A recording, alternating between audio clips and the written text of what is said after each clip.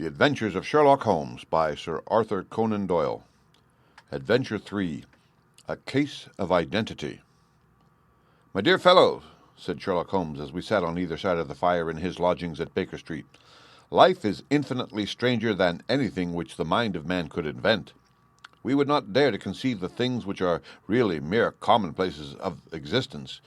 If we could fly out of that window, hand in hand, hover over this great city, gently remove the roofs and peep in at the queer things which are going on, the strange coincidences, the plannings, the cross-purposes, the wonderful chains of events working through generations and leading to the most outre results, it would make all fiction with its conventionalities and foreseen conclusions most stale and unprofitable." "And yet I am not convinced of it," I answered. "The cases which come to light in the papers are, as a rule, bald enough and vulgar enough. We have in our police reports realism pushed to its extreme limits, and yet the result is, it must be confessed, neither fascinating nor artistic." "A certain selection and discretion must be used in producing a realistic effect," remarked Holmes. "This is wanting in the police report, where more stress is laid, perhaps, upon the platitudes of the magistrate than upon the details, which to an observer contain the vital essence of the whole matter. Depend upon it, there's nothing so unnatural as the commonplace." I smiled and shook my head. "I can quite understand your thinking so," I said.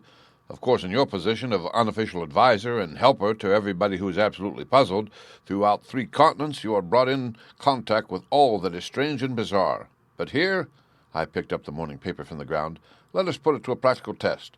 Here is the first heading upon which I come: A Husband's Cruelty to His Wife. There is half a column of print, but I know, without reading it, that it is all perfectly familiar to me.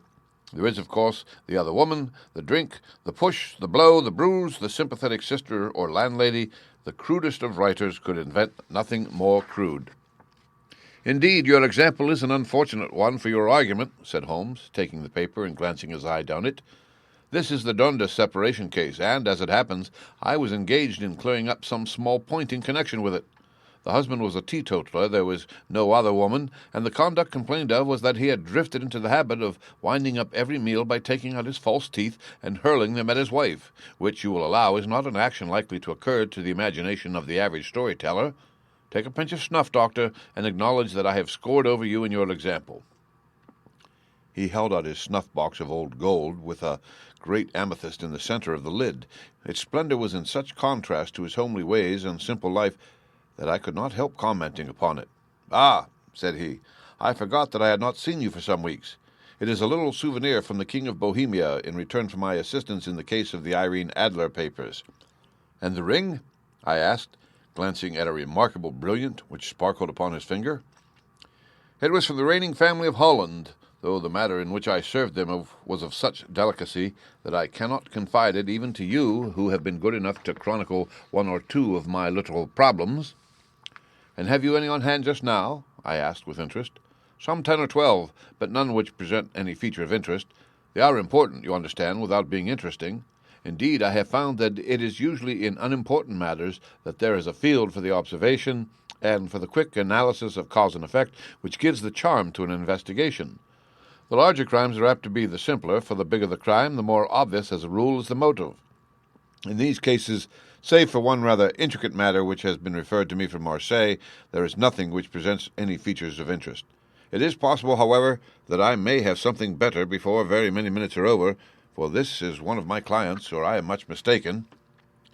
He had risen from his chair, and was standing between the parted blinds, gazing down into the dull, neutral-tinted London street. Looking over his shoulder, I saw that on the pavement opposite there stood a large woman with a heavy fur boa around her neck, and a large curling red feather in a broad-brimmed hat, which was tilted in a coquettish Duchess of Devonshire fashion over her ear. From under this great panoply she peeped up in a nervous, hesitating fashion at our windows, while her body oscillated backward and forward with her fingers budgeting over her glove buttons. Suddenly, with a plunge, as of the swimmer who leaves the bank, she hurried across the road, and we heard a sharp clang of the bell. "I have seen those symptoms before," said Holmes, throwing his cigarette into the fire. "Oscillation upon the pavement always means an affaire de coeur. She would like advice, but is not sure that the matter is not too delicate for communication. And yet even here we may discriminate. When a woman has been seriously wronged by a man, she no longer oscillates, and the usual symptom is a broken bell wire. Here we may take it that there is a love matter, but that the maiden is not so much angry as perplexed or grieved. But here she comes in person to resolve our doubts." As he spoke, there was a tap at the door, and the boy in buttons entered to announce Miss Mary Sutherland, while the lady herself loomed behind his small black figure like a full-sailed merchantman behind a tiny pilot boat. Sherlock Holmes welcomed her with the easy courtesy for which he was remarkable, and having closed the door and bowed her into an armchair, he looked her over in the minute and yet abstracted fashion which was peculiar to him. "Do you not find," he said, "that with your short sight it is a little trying to do so much typewriting?" "I did at first," she answered, "but now I know where the letters are without looking." Then suddenly, realizing the full purport of his words, she gave a violent start and looked up with fear and astonishment upon her broad, good-humored face. "You've heard about me, Mr. Holmes," she cried. "Else how could you know all that?" "Never mind," said Holmes, laughing. "It is my business to know things. Perhaps I have trained myself to see what others overlook. If not, why should you come to consult me?" "I come to you, sir, because I heard of you from Mrs. Etheridge, whose husband you found so easy when the police and every one had given him up for dead. Oh, Mr. Holmes, I wish you would do as much for me. I'm not rich, but still I have 100 a year in my own right, besides the little that I make by the machine, and I would give it all to know what has become of Mr. Hosmer Angel." "Why did you come away to consult me in such a hurry?" asked Sherlock Holmes, with his fingertips together and his eyes to the ceiling. Again a startled look came over the somewhat vacuous face of Miss Mary Sutherland.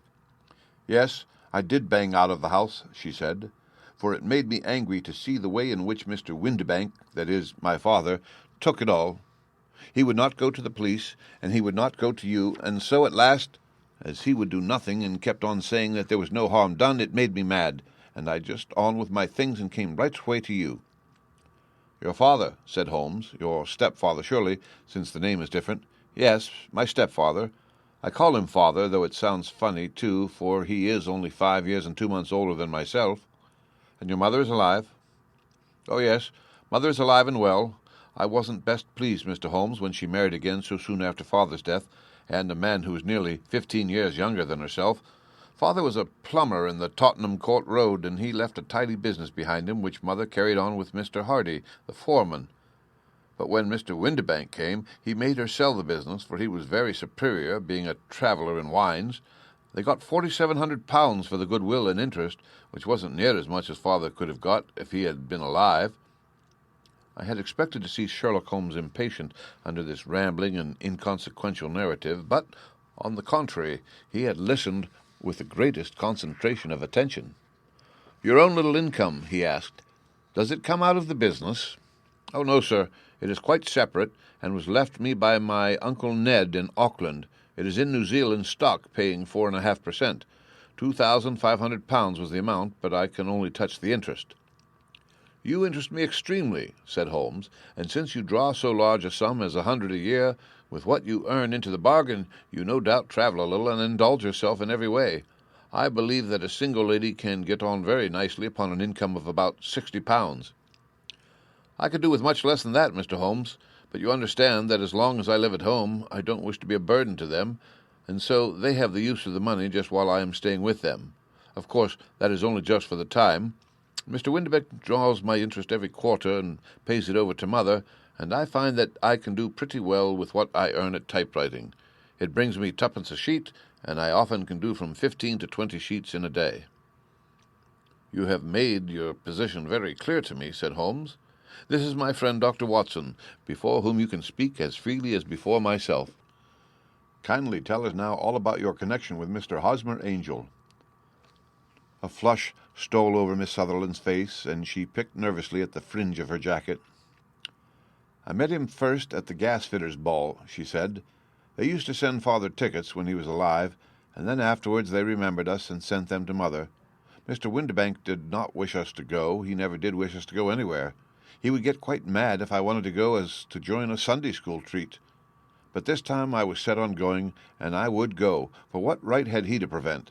He said the folk were not fit for us to know, when all father's friends were to be there, and he said that I had nothing fit to wear when I had my purple plush that I had never so much as taken out of the drawer.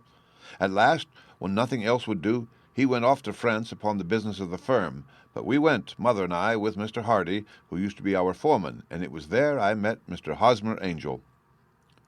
"I suppose," said Holmes, "that when Mr. Windibank came back from France he was very annoyed at your having gone to the ball." "Oh, well, he was very good about it. He laughed, I remember, and shrugged his shoulders, and said there was no use denying anything to a woman, for she would have her way." "I see. Then at the gasfitters' ball you met, as I understand, a gentleman called Mr. Hosmer Angel." "Yes, sir, I met him that night, and he called next day to ask if we had got home all safe, and after that we met him, that is to say, Mr. Holmes, I met him, twice for walks. But after that father came back again, and Mr. Hosmer Angel could not come to the house any more." "No?" "Well, you know, father didn't like anything of the sort. He wouldn't have any visitors if he could help it, and he used to say that a woman should be happy in her own family circle. But then, as I used to say to mother, a woman wants her own circle to begin with, and I have not got mine yet." "But how about Mr. Hosmer Angel? Did he make no attempt to see you?" "Well, father was going off to France again in a week, and Hosmer wrote and said that it would be safer and better not to see each other until he had gone. We could write in the meantime, and he used to write every day. I took the letters in the morning, so there was no need for father to know." "Were you engaged to the gentleman at this time?" "Oh, yes, Mr. Holmes. We were engaged after the first walk that we took. Hosmer, Mr. Angel, was a cashier in an office in Leadenhall Street, and—" "What office?" "That's the worst of it, Mr. Holmes. I don't know." "Where did he live, then?" "He slept on the premises." "And you don't know his address?" "No, except that it was in Leadenhall Street." "Where did you address your letters, then?" "To the Leadenhall Street post office, to be left till called for. He said that if they were sent to the office, he would be chaffed by all the other clerks about having letters from a lady, so I offered to typewrite them, like he did his, but he wouldn't have that, for he said that when I wrote them, they seemed to come from me, but when they were typewritten, he always felt that the machine had come between us." "That will just show you how fond he was of me, Mr. Holmes, and the little things that he would think of." "It was most suggestive," said Holmes. "It has been an axiom of mine that the little things are infinitely the most important. Can you remember any other little things about Mr. Hosmer Angel?" "He was a very shy man, Mr. Holmes. He would rather walk with me in the evening than in the daylight, for he said that he hated to be conspicuous. Very retiring and gentlemanly he was. Even his voice was gentle. He'd had the quinsy and swollen glands when he was young, he told me, and it had left him with a weak throat and a hesitating, whispering fashion of speech. He was always well dressed, very neat and plain, but his eyes were weak, just as mine are, and he wore tinted glasses against the glare." "Well, and what happened when Mr. Windibank, your stepfather, returned to France?" "Mr. Hosmer Angel came to the house again, and proposed that we should marry before father came back. He was in dreadful earnest, and made me swear with my hands on the testament that whatever happened, I would always be true to him. Mother said he was quite right to make me swear, and that it was a sign of his passion. Mother was all in his favour from the first, and was even fonder of him than I was. Then, when they talked of marrying within the week, I began to ask about father, but they both said never to mind about father, but just to tell him afterwards, and mother said she would make it all right with him. I didn't quite like that, Mr. Holmes. It seemed funny that I should ask his leave, as he was only a few years older than me, but I didn't want to do anything on the sly, so I wrote to father at Bordeaux, where the company has its French offices, but the letter came back to me on the very morning of the wedding." "It missed him, then?" "Yes, sir, for he had started to England just before it arrived." "Ha! That was unfortunate. Your wedding was arranged, then, for the Friday. Was it to be in church?" "Yes, sir, but very quietly. It was to be at St. Saviour's, near King's Cross, and we were to have breakfast afterwards at the St. Pancras Hotel. Hosmer came for us in a hansom, but as there were two of us, he put us both into it and stepped himself into a four-wheeler, which happened to be the only other cab in the street. We got to the church first, and when the four-wheeler drove up, we waited for him to step out, but he never did. And when the cabman got down from the box and looked, there was no one there. The cabman said that he could not imagine what had become of him, for he had seen him get in with his own eyes. That was last Friday, Mr. Holmes, and I have never seen or heard anything since then to throw any light upon what became of him." "It seems to me that you have been very shamefully treated," said Holmes. "Oh, no, sir. He was too good and kind to leave me so. Why, all the morning he was saying to me that whatever happened I was to be true, and that even if something quite unforeseen occurred to separate us, I was always to remember that I was pledged to him, and that he would claim his pledge sooner or later. It seems strange talk for a wedding morning, but what has happened since gives a meaning to it. Most certainly it does. Your own opinion is, then, that some unforeseen catastrophe has occurred to him? Yes, sir. I believe that he foresaw some danger, or else he would not have talked so, and then I think that what he foresaw happened. But you have no notion as to what it could have been? None. One more question. How did your mother take the matter? She was angry, and said that I was never to speak of the matter again. And your father, did you tell him? Yes, and he seemed to think with me that something had happened, and that I should hear of Hosmer again.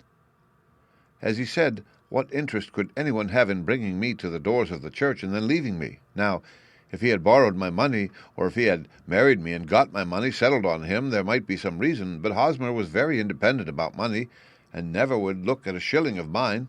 And yet, what could have happened? And why could he not write? Oh, it drives me half mad to think of it, and I can't sleep a wink at night. She pulled a little handkerchief out of her muff and began to sob heavily into it. I shall glance into the case for you, said Holmes, rising, and I have no doubt that we shall reach some definite result. Let the weight of the matter rest upon me now, and do not let your mind dwell upon it any further. Above all, try to let Mr. Hosmer Angel vanish from your memory as he has done from your life. Then you don't think I'll see him again? I fear not. Then what has happened to him?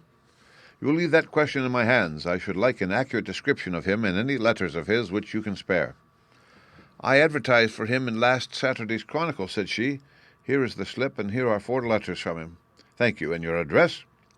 Number 31 Lion Place, Camberwell. Mr. Angel's address you never had, I understand. Where is your father's place of business? He travels for Westhos and Marbank, the great Claret importers of Fenchurch Street. Thank you. You have made your statement very clearly. You will leave the papers here, and remember the advice which I have given you. Let the whole incident be a sealed book, and do not allow it to affect your life. You are very kind, Mr. Holmes, but I cannot do that. I shall be true to Hosmer. He shall find me ready when he comes back. For all the preposterous hat and the vacuous face, there was something noble in the simple faith of our visitor which compelled our respect. She laid her little bundle of papers upon the table and went her way with a promise to come back again whenever she might be summoned. Sherlock Holmes sat silent for a few minutes with his fingertips still pressed together, his legs stretched out in front of him, and his gaze directed upward to the ceiling. Then he took down from the rack the old and oily clay pipe, which was to him as a counsellor, and, having lit it, he leaned back in his chair with the thick blue cloud wreaths spinning up from him, and a look of infinite languor in his face. Quite an interesting study, that maiden, he observed. I found her more interesting than her little problem, which, by the way, is rather a trite one. You will find parallel cases if you consult my index, in Andover in 77, and there was something of the sort at The Hague last year. Old as is the idea, however, there were 1 or 2 details which were new to me, but the maiden herself was most instructive. You appeared to read a good deal upon her which was quite invisible to me, I remarked. Not invisible, but unnoticed, Watson. You did not know where to look, and so you missed all that was important. I can never bring you to realize the importance of sleeves, the suggestiveness of thumbnails, or the great issues that may hang from a bootlace. Now, what did you gather from that woman's appearance? Describe it. Well, she had a slate-colored, broad-brimmed straw hat with a feather of a brickish red. Her jacket was black, with black beads sewn upon it, and a fringe of little black jet ornaments. Her dress was brown, rather darker than coffee color, with a little purple plush at the neck and sleeves. Her gloves were grayish, and were worn through at the right forefinger. Her boots I didn't observe. She had small, round, hanging gold earrings, and a general air of being fairly well-to-do in a vulgar, comfortable, easy-going way. Sherlock Holmes clapped his hands softly together and chuckled. "'Pon my word, Watson, you are coming along wonderfully. You have really done very well indeed. It is true that you have missed everything of importance, but you have hit upon the method, and you have a quick eye for color. Never trust to general impressions, my boy, but concentrate yourself upon details. My first glance is always at a woman's sleeve. In a man it is better, perhaps, first to take the knee of the trouser. As you observe, this woman had plush upon her sleeves, which is a most useful material for showing traces. The double line a little above the wrist, where the typewriter presses against the table, was beautifully defined. The sewing machine of the hand type leaves a similar mark, but only on the left arm, and on the side of it farthest from the thumb, instead of being right across from the broadest part, as this was. I then glanced at her face, and observing the dint of a pince-nez at either side of her nose, I ventured a remark upon short sight and typewriting which seemed to surprise her. It surprised me, but surely it was obvious. I was then much surprised and interested on glancing down to observe that, though the boots which she was wearing were not unlike each other, they were really odd ones, the one having a slightly decorated toe cap and the other a plain one. One was buttoned only in the 2 lower buttons out of 5, and the other at the 1st, 3rd, and 5th. Now, when you see that a young lady, otherwise neatly dressed, has come away from home with odd boots half-buttoned, it is no great deduction to say that she came away in a hurry. "And what else?" I asked, keenly interested, as I always was, by my friend's incisive reasoning. I noted in passing that she had written a note before leaving home, but after being fully dressed. You observed that her right glove was torn at the forefinger, but you did not apparently see that both glove and finger were stained with violet ink. She had written in a hurry and dipped her pen too deep. It must have been this morning, or the mark would not remain clear upon the finger. All this is amusing, though rather elementary, but I must go back to business, Watson. Would you mind reading me the advertised description of Mr. Hosmer Angel? I held the little printed slip to the light. "Missing," it said, "on the morning of the 14th.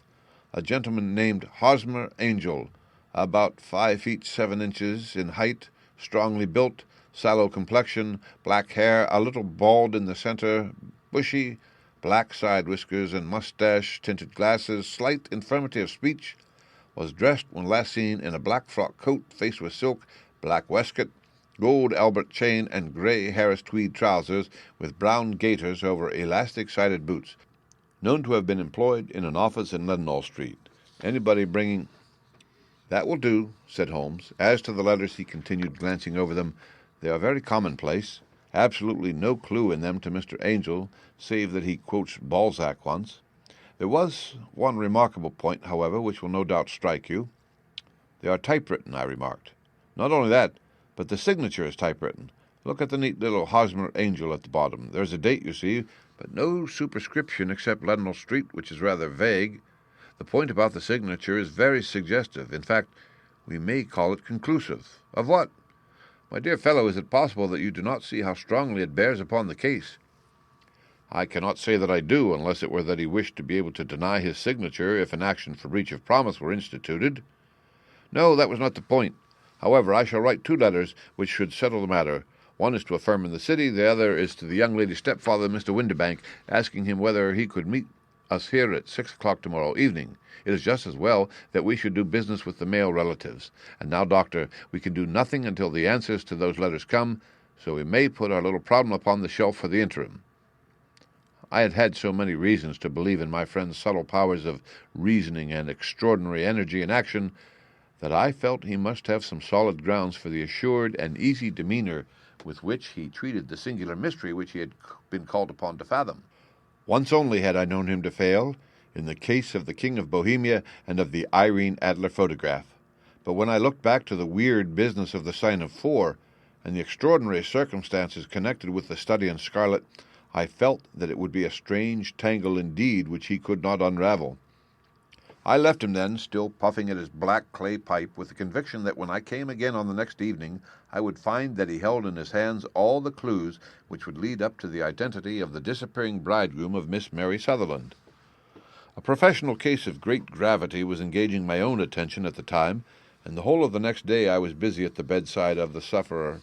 It was not until close upon 6 o'clock that I found myself free and was able to spring into a hansom and drive to Baker Street, half afraid that I might be too late to assist at the denouement of the little mystery.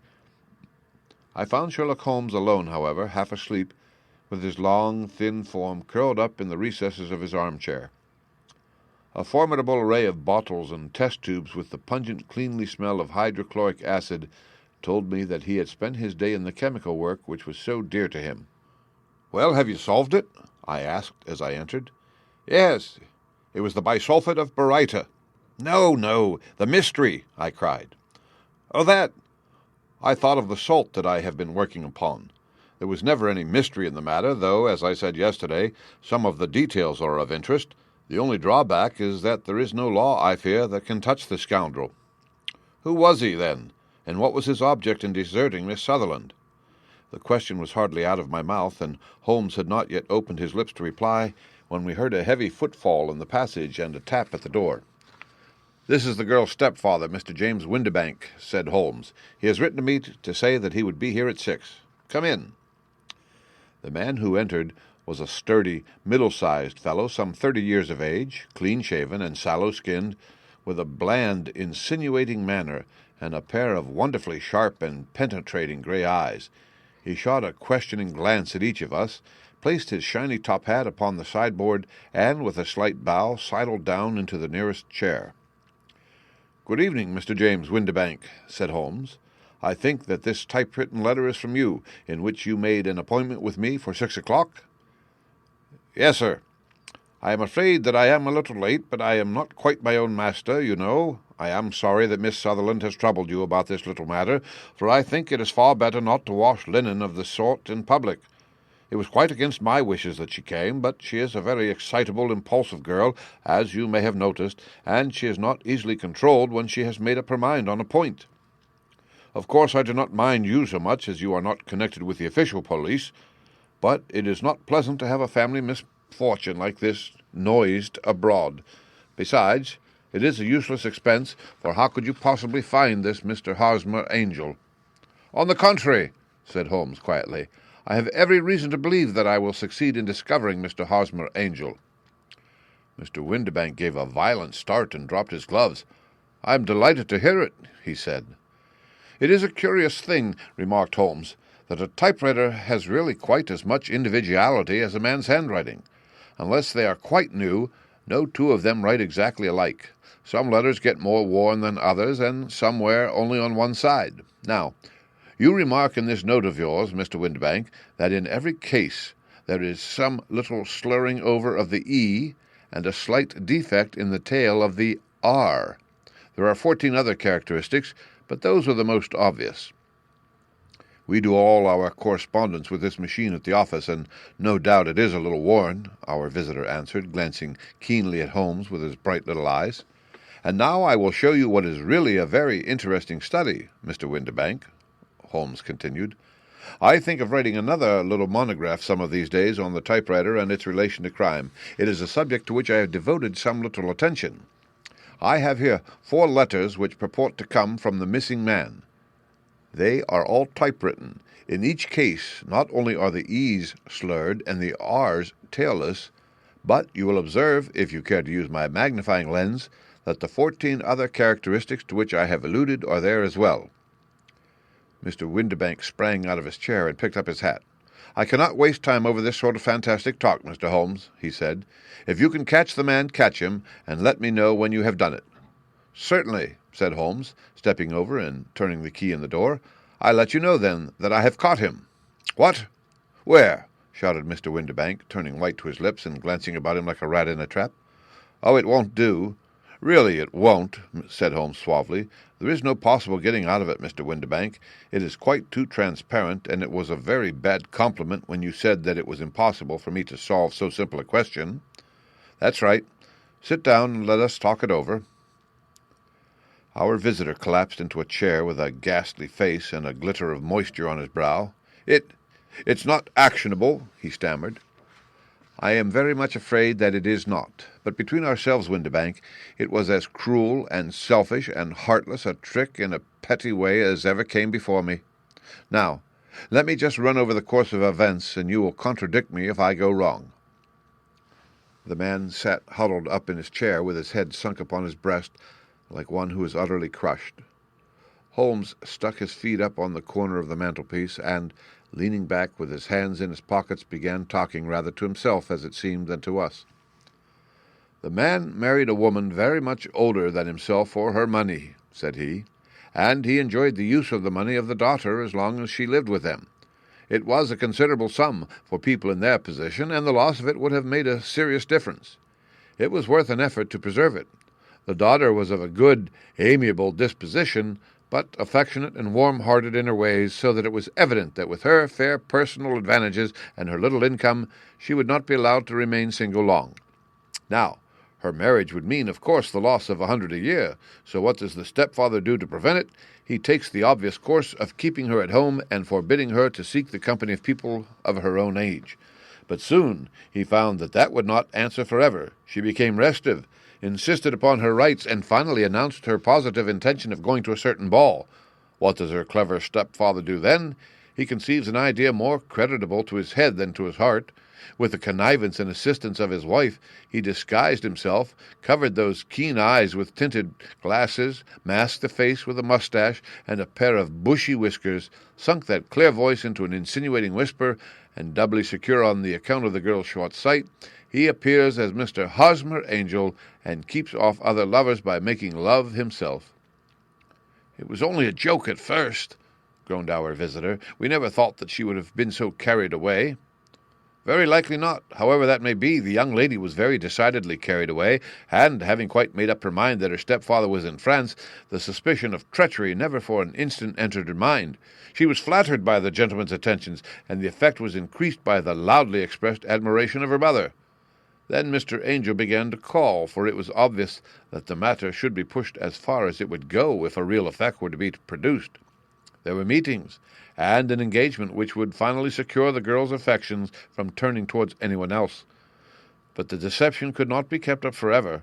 These pretended journeys to France were rather cumbrous. The thing to do was clearly to bring the business to an end in such a dramatic manner that it would leave a permanent impression upon the young lady's mind and prevent her from looking upon any other suitor for some time to come. Hence those vows of fidelity exacted upon a testament, and hence also the allusions to a possibility of something happening on the very morning of the wedding.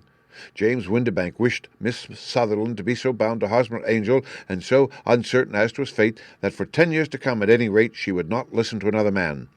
As far as the church door he brought her, and then, as he could go no further, he conveniently vanished away by the old trick of stepping in at one door of a four-wheeler and out at the other. I think that was the chain of events, Mr. Windibank." Our visitor had recovered something of his assurance while Holmes had been talking, and he rose from his chair now with a cold sneer upon his pale face. "It may be so, or it may not, Mr. Holmes," said he. "But if you are so very sharp, you ought to be sharp enough to know that it is you who are breaking the law now, and not me. I have done nothing actionable from the first, but as long as you keep that door locked, you lay yourself open to an action for assault and illegal constraint."